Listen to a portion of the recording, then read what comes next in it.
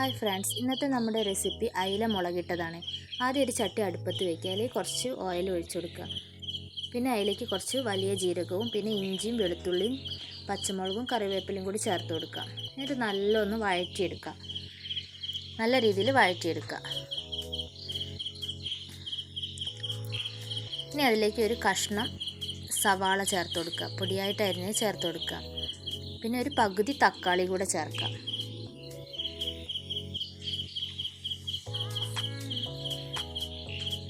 ഇനി അതിലേക്ക് ആവശ്യമായിട്ടുള്ള ഉപ്പും കൂടെ ചേർത്തിട്ടൊന്ന് വഴറ്റിയെടുക്കുക. ഉപ്പ് ചേർത്താൽ പെട്ടെന്ന് വഴഞ്ഞ് കിട്ടിക്കോളും. നല്ല രീതിയിൽ വഴറ്റിയെടുക്കുക.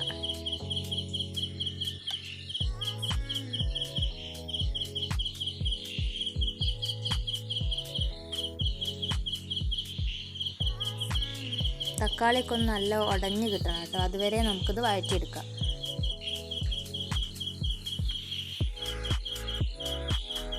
അതിപ്പോൾ വഴന്ന് വന്നിട്ടുണ്ട്. ഇതിലേക്ക് പൊടികൾ ചേർത്ത് കൊടുക്കുക. ഒരു 1.25 ടീസ്പൂൺ മുളക് പൊടി, എരിവുള്ള മുളക് പൊടി ചേർക്കുക. പിന്നെ ഒരു 1/2 ടീസ്പൂണ് മഞ്ഞൾപ്പൊടിയും കൂടെ ചേർക്കുക.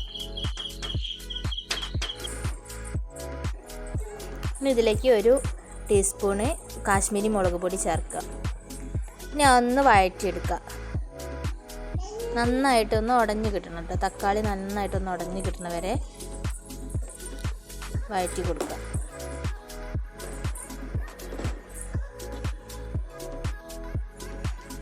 ഇനി ഇതിലേക്ക് നമ്മൾ കഴുകി മുറിച്ച് വെച്ചിരിക്കുന്ന മീൻ ഇട്ട് കൊടുക്കുക. അയിലയാണ് കേട്ടോ അത്.